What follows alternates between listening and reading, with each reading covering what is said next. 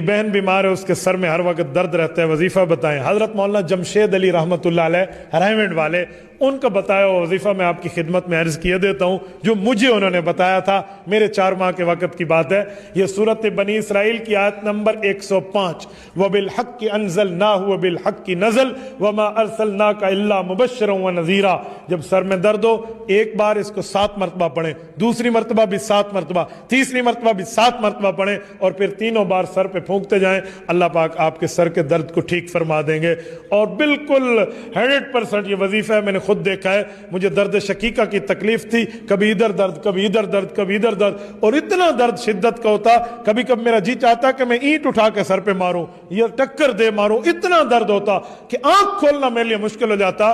یہ حضرت مولانا کو اللہ پاک غریق رحمت فرمائے، انہوں نے یہ وظیفہ بتایا اور مجھے کہا خود پڑھو، اگر چاہتے ہو کہ آگے لوگوں کو دم کرو تو پھر اس کے لیے ایک ترتیب اور بھی ہے۔ فرمایا وہ ترتیب یہ ہے کہ ہر نماز کے بعد اس کو 7 مرتبہ پڑھو، اور 4 ماہ تک 120 دن مسلسل ہر نماز کے بعد پڑھو۔